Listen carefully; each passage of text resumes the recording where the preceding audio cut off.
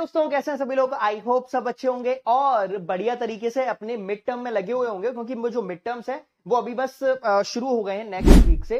तो दोस्त सुनिएगा, इस वीडियो में मैं आपको बताने वाला हूं केमिस्ट्री के वो इंपॉर्टेंट टॉपिक्स जो आप विद इन टाइम ड्यूरेशन, जो आपके पास टाइम बचा हुआ है उस टाइम ड्यूरेशन का यूटिलाइज करते हुए आप अच्छे से कवर कर सकते हो। और उसके साथ साथ, क्योंकि मिड टर्म के साथ वो आपका फाइनल टर्म में भी आएगा और फाइनल टर्म में आपको उसको सिर्फ और सिर्फ एक बटर अप करने की जरूरत पड़ेगी, क्विक रिवीजन करने की जरूरत पड़ेगी।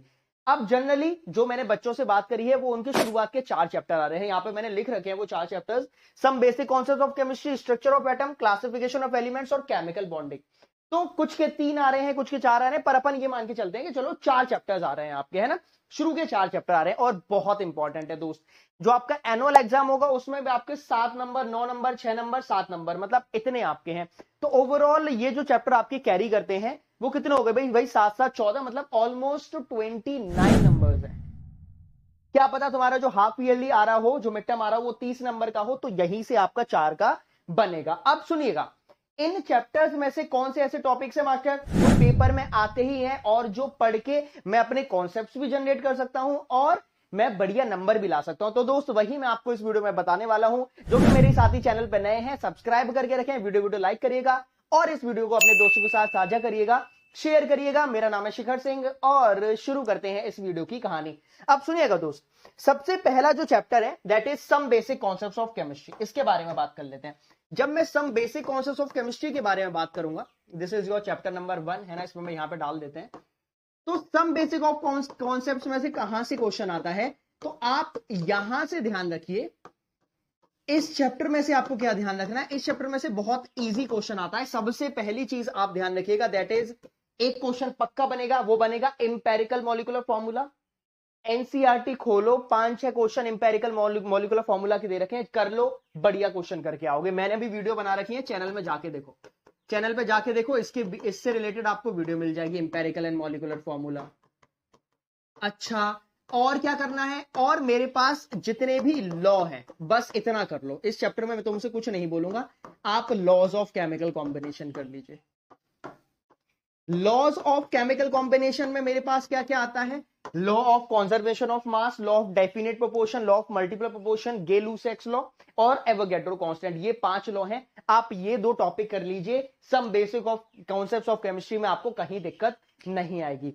जब मैं स्ट्रक्चर ऑफ एटम चैप्टर पे आता हूं, स्ट्रक्चर ऑफ एटम चैप्टर पे आता हूं, सुनिएगा, सेकंड चैप्टर में जब मैं आता हूं, अब इस चैप्टर में कुछ कुछ इंपॉर्टेंट टॉपिक्स सुनते हुए चलिएगा।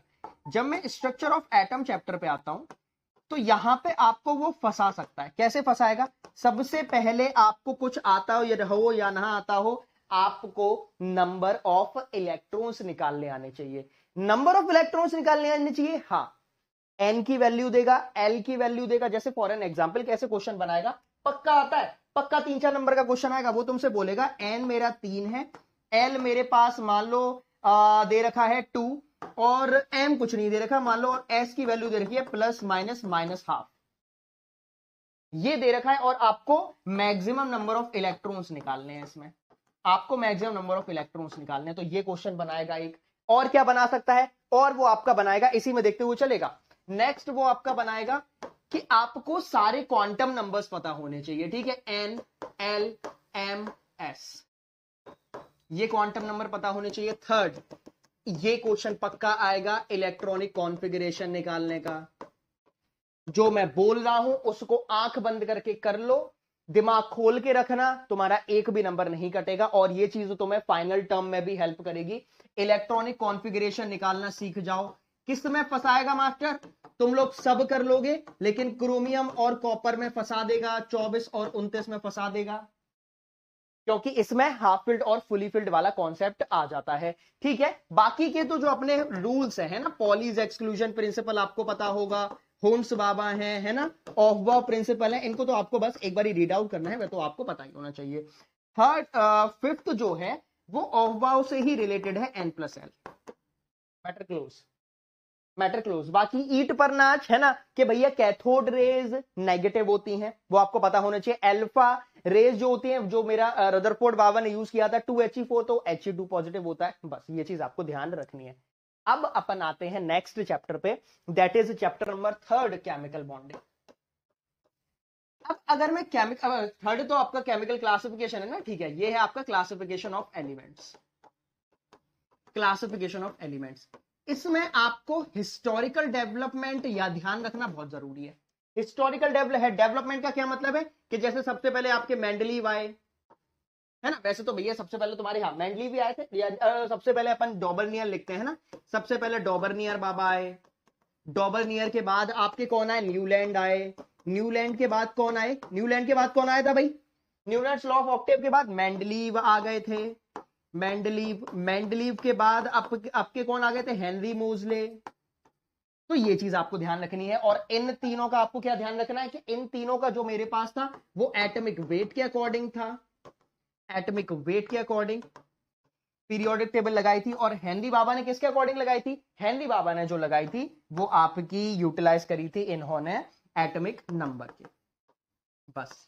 और दो चीजें और ध्यान रखना, ये हो गया, एक आप ध्यान रखिएगा आयनाइजेशन एंथैल्पी से पक्का क्वेश्चन आएगा, ionisation enthalpy, ionisation enthalpy along the period increase करती है, डाउन द ग्रुप डिक्रीज करती है। और थर्ड जो आपका रहेगा इलेक्ट्रॉन गेन एंथैल्पी, इतना कर लो मौज काटो, इलेक्ट्रॉन गेन एंथैल्पी और आयनाइजेशन एंथैल्पी, यहां से पक्का क्वेश्चन आएगा। आखिरी चैप्टर जो है वो है मेरे पास chapter number 4 chemical bonding.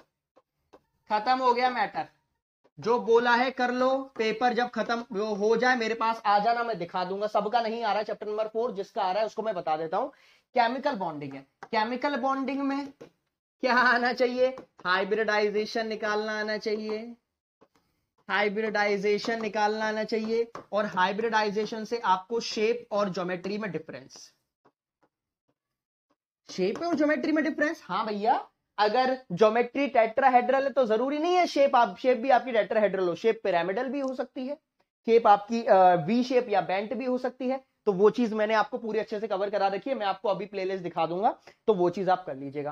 Chemical bonding में हाइब्रिडाइजेशन हो गई, उसके बाद दो थ्योरी और है, एक है मेरे पास वीबीटी, एक है मेरे पास वीएससीपीआर, ठीक है, ये कर लीजिएगा। और एमओटी, अब ये करना कैसे है, मैंने आपको टॉपिक बता दिए हैं, सिर्फ टॉपिक बता के तो आप नहीं कर पाओगे, इसके लिए आपको क्या करना है, आप आइए अपने चैनल पे, आ जाओ भैया, अपना चैनल दिखा देते हैं, खजाना दे दिया है मैंने आपको, सब करा दिया है, आइएगा इधर, यही चैनल है, देखो भैया ऊपर वीडियो भी अपनी आ गई है, केमिकल बॉन्डिंग अपन पढ़ा रहे थे, एनसीईआरटी के क्वेश्चंस कर रहे हैं, तो यहां पे आप आइएगा, और ये प्लेलिस्ट बनी हुई है, ये अपने पास प्लेलिस्ट बनी हुई है, और जो मेरी वीडियोस पढ़ी हैं, ये तो वैसे सारे हैं, सबका है, जो आपको पढ़ना हो वो आप पढ़ सकते हो। अभी अपन अगर केमिस्ट्री की बात कर रहे हैं तो यहां पे आप व्यू फ्यूल प्लेलिस्ट करिएगा, यहां पे आपको सब कुछ मिलेगा, chemical bonding, structure of atom, ठीक है, और उसके बाद some basic concepts of chemistry, सब कुछ रह गया, सब कुछ चल रहा है। क्लासिफिकेशन ऑफ एलिमेंट जो है वो मैं प्लस क्लासेस, मतलब पेड में भी करा रहा हूं, फ्री में भी करा रहा हूं, और यहां पे भी आपको मैं कराता हुआ चलूंगा।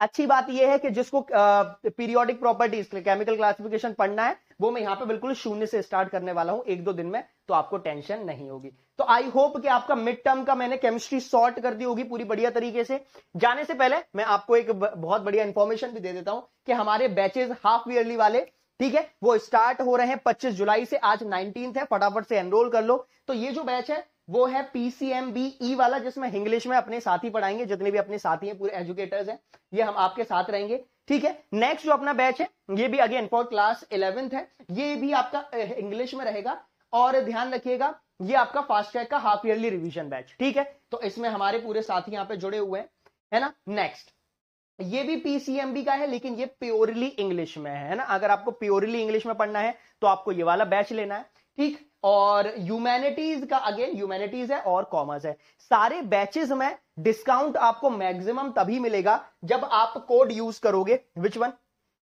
हाँ भाई, जब आप कोड यूज करेंगे SKS10, है ना, SKS10 कोड यूज करिए और आपको मिलेगा मैक्सिमम डिस्काउंट सारे बैचेस में, चाहे आप PCMB वाले हैं, PCMBE वाले हैं, या फिर अंग्रेजी वाले हैं, या हिंदी वाले हैं, या कॉमर्स है, ह्यूमैनिटीज है, सब कुछ आपके लिए अवेलेबल है मतलब बहुत कम प्राइस में, ठीक है। SKS10, बस इतना ही आप ध्यान रखिए, बाकी मिलते हैं अपन अगले सेशन में, तब तक के लिए अपना ख्याल रखिए। अच्छा लगा, मजा आया, कोई भी दिक्कत, कोई भी क्वेरी है तो वो आप कमेंट बॉक्स में बताइएगा। मैं मिलता हूं आपको अगली वीडियो में, तब तक के लिए अपना ख्याल रखिए। टर्म 1 के लिए all the best, thank you so much.